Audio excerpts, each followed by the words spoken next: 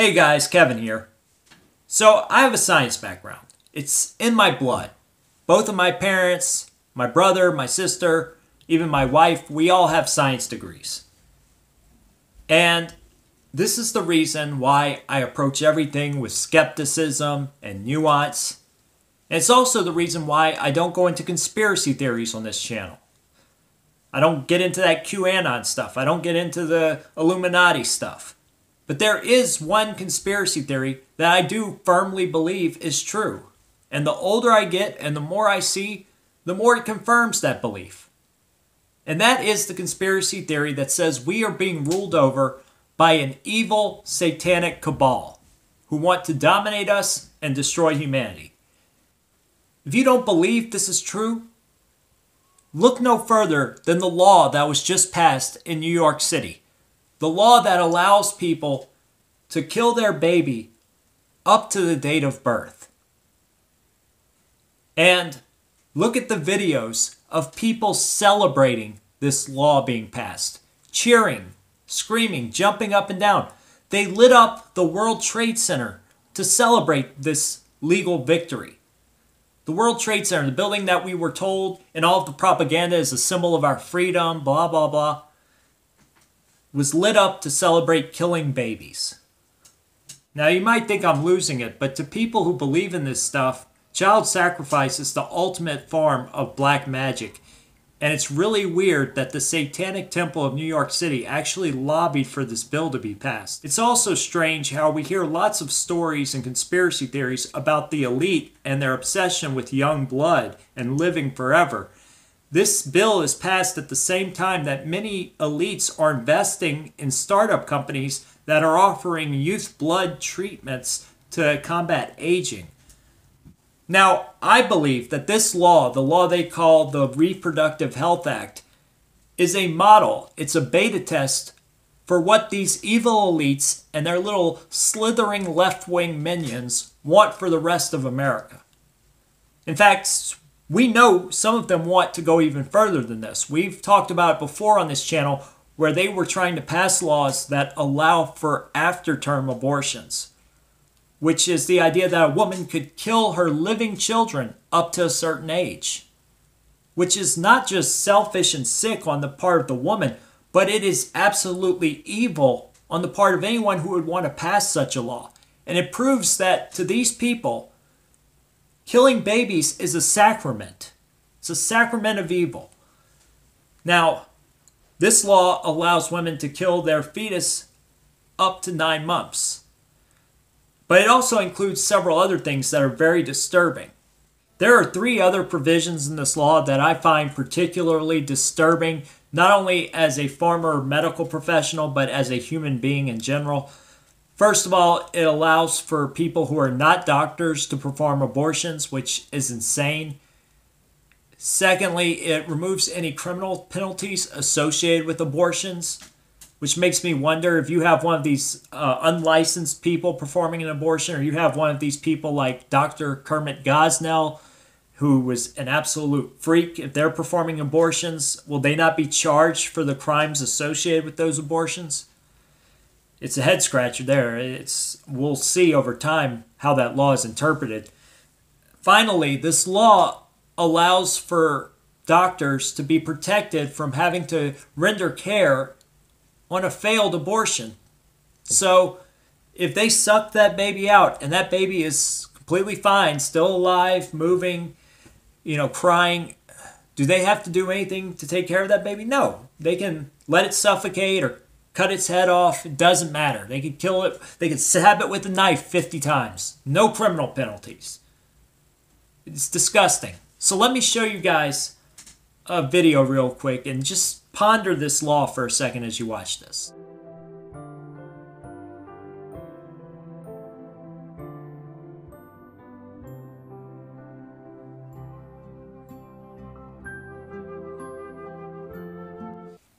It's hard not to get emotional when you see a video like this and you see the beauty of life and then you see the toll of this barbaric practice. The worst part is these people who lobby for these laws, they understand that toll, that human toll, but they go through with these laws anyway And that must mean that they're evil. There's no other explanation for it because scientifically, spiritually, they know what they're doing. I want to share something personal with you guys. I have lost 2 babies to late-term miscarriages, and it's the hardest thing I've ever gone through. And you guys know I haven't had it easy. I've been to war, had friends die, lost a wife, lost a house, been beaten half to death in Arkansas, was addicted to Oxycontin after a bad surgery. All of that pain combined does not equal the pain I felt losing those 2 babies, and it still breaks my heart even talking about it now. Because even though I didn't get to know those babies, I knew them from the minute they were conceived because they were my blood, and I loved them very much. So why did I share that with you? Well, I want you to understand why I'm so adamantly pro-life, not just for scientific and moral reasons, but it's also deeply personal for me. And I also want you to understand that love I had for my unborn children, because that love I had for those babies, that's the same love that any good father would have for their children, even in the womb. And the sad part is, and the really sick part, the reason I think these people are evil is because many of these people celebrating the passage of this bill have children. Many of the people who worked on this bill have children of their own, and they would never have an abortion. Somebody like Bill de Blasio of New York City or Nancy Pelosi down in California, the liberal Democrats, they would never have abortions, but they want them for other people. So as always, I want to end this video by talking about solutions, because not enough YouTubers talk about what we can do to fight back. And on my channel, I want to do something above and beyond. So first of all, we need to divest from New York. And I'm not talking about just New York City, the whole state. If you have plans on traveling to New York, cancel your plans. If you have to drive through New York to get somewhere, drive around it. Take the extra hour or 2. If you have business with companies out of New York, call those companies and tell them that you do not want your money paying taxes for this state anymore. And so you're going to take your money away from their company. And if you live in New York, I'm sure you've had enough by now. This should be the final straw for a lot of people. You can move. There are companies out there like Conservative Movers, who I think are out of Texas. They help people move from blue states to red states. And I think we should go one step further. I think we need to start moving into compounds and small towns where we can take over whole areas and really use those local governments to fight back. It's very important we start running for office and trying to take back these state and local governments, because we will not win again on the national level. That time has come and gone. We've passed the demographic and cultural cliff.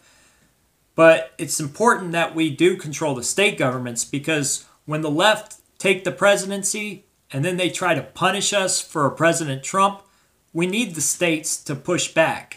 And we might have stuff like secession movements.